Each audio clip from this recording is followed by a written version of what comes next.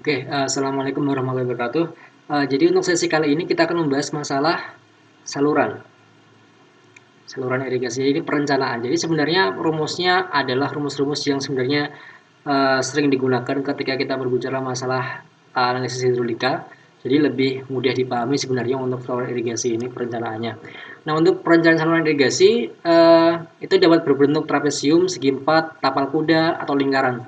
Nah, kemudian ditentukan oleh bahan dasar dan tebing saluran. Bentuk trapesium umumnya dipakai pada saluran yang dibuat langsung pada tanah, bentuk segi empat, tapal kuda, dan lingkaran digunakan untuk saluran yang melalui tanah batuan. Pada saluran yang dilapisi pasangan batu atau beton, seperti itu.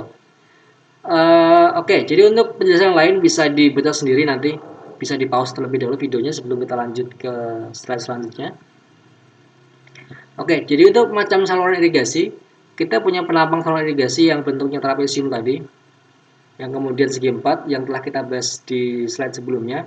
Nah, kemudian saluran harus direncanakan agar memenuhi persyaratan pengaliran, yaitu aliran tidak menimbulkan gerusan dan endapan.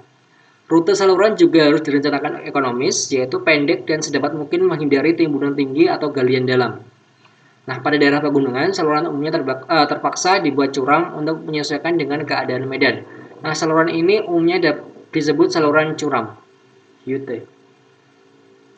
Nah, kalau saluran tanpa lapisan itu saluran tanah, tidak menggunakan perlindungan baik pada dasar maupun pada tebing saluran. Nah, rute saluran ini harus direncanakan sedemikian rupa sehingga tidak terletak pada galian yang dalam. Bila terpaksa demikian, maka tebing galian harus dibuat miring dan bertangga dengan lebar minimum 1 meter.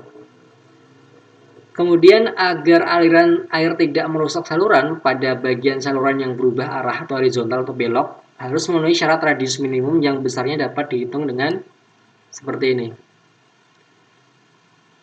Ini adalah rumus-rumusnya yang bisa digunakan untuk jari-jari belokan minimum. Jadi kalau misalnya ada saluran, terus ini belok seperti itu. Nah, berapa sebenarnya radiusnya seperti itu? Radius. Nah, kemudian saluran dengan lapisan itu ada digunakan dengan tujuan untuk melindungi tebing saluran dan kelongsoran, melindungi tebing akibat terjadinya kecepatan air yang melampaui kecepatan maksimum, kemudian perbaikan tanah tebing dan dasar saluran karena kondisi tanah asli yang tidak memenuhi persyaratan teknis, mengurangi kehilangan air di saluran karena rembesan. Kemudian jenisnya ada lapisan keras, beton, pasangan batu, bata merah, ada juga lapisan tanah. Nah, ini besarnya kecepatan perlu diperhatikan berapa kecepatan maksimum untuk masing-masing lapisan. Seperti lapisan tanah itu 0,9 meter kubik per second, pasangan batu 2 meter kubik per second, lapisan beton 9 meter per second. Sedangkan tebal lapisan pada masing-masing jenis lapisan ini seperti ini. Lapisan tanah untuk dasar saluran itu 0,6 meter.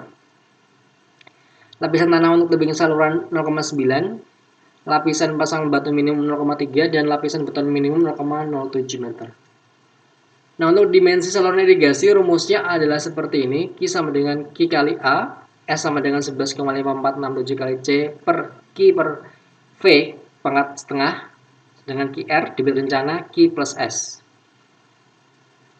Oke, tapi nanti akan kita bahas lebih lanjut masalah ini di penjelasan tugas masalah di debit saluran ini. Nah, ini untuk koefisien Moritz-nya, koefisien Moritz yang digunakan. Saluran tersier untuk semen gravel, clay, sandy loam, volcanic ash. Ini jenis materialnya apa saja, ini koefisiennya yang bisa digunakan. Kemudian rumus hidrolikanya sebenarnya gampang, Q sama dengan A dikali V, di mana V itu adalah kecepatan, rumus Manning. Sorry ini nggak jelas, tapi bisa ada banyak referensi terkait rumus-rumus ini sebenarnya. Kita akan bahas juga nanti di penjelasan tugas. Ini adalah luas saluran. Ini biasanya trapezoid seperti itu. Ini parameter basah, keliling basah. Nah, ini koefisien Manning yang bisa kalian gunakan. Saluran tertutup seperti saluran 2 beton itu berapa, pasangan bata berapa, kemudian lapisan batu tak sama berapa, batu kosong, batu lapisan tanah itu berapa, ada. Dan koefisien Manning ini banyak sekali referensinya di internet yang bisa kalian gunakan di jurnal-jurnal paper, artikel seperti itu, pasti ada banyak sekali koefisien Manning yang bisa kalian gunakan. Nah, kemudian perhitungan dimensinya sebenarnya itu juga sama mengenai caranya. Jadi basicnya adalah konsep hidrolika dan tidak terlalu susah sebenarnya. Jadi rumusnya hanya ini, luas, perimeter basah, dan radius. Dan S ini slope-nya. Kemudian tinggi air saluran itu juga sama, sebenarnya tinggi air normal itu tinggi air saluran yang diperhitungkan atas dasar 100% rencana. Sedangkan tinggi air rendah, tinggi air saluran yang diperhitungkan atas dasar 70% rencana, seperti itu. Ini rumus-rumusnya juga sama sama dengan rumus Manning tadi dan basic dari analisis hidrolika. Oke, ini juga masih penjelasan mengenai kecepatan aliran yang sudah ada ketentuannya sebenarnya seperti ini. Jadi misalnya ada pedoman langsung, ini pedoman langsung perhitungan dimensi saluran. Jadi misalnya kalian mendapatkan debit berapa misalnya, ini ada range-nya, sudah ada patokannya. Jadi misalnya kalian di sawah itu kalian mendapatkan debit sekitar 8 meter per second gitu ya. Nah kemudian gunakan ini, maka langsung gunakan seperti ini, B per D-nya berapa, kecepatannya berapa, lerengnya berapa yang digunakan, jagaannya berapa meter, tanggulnya berapa meter, tanggulnya berapa meter, kayak gitu. Jadi tinggal dilakukan analisis dimensi dengan rasio B per D 4,5 dan seterusnya. Meskipun sudah ada pedoman di atas, tinggi air di saluran tersebut dibatasi tidak lebih dari 1,5 meter. Karena hal ini dimaksudkan agar keamanan bagi penduduk di sekitar saluran dapat terjamin sekitar. Kemudian lebar tanggul saluran irigasi harusnya itu bisa dilalui oleh orang lain sepanjang saluran induk dan sekunder, di mana debit pengalirnya cukup besar. Diperlukan jalan inspeksi juga misalnya dengan perkerasan agar dapat dilalui oleh kendaraan roda 4. Jadi kalau misalnya saluran irigasinya besar seperti itu.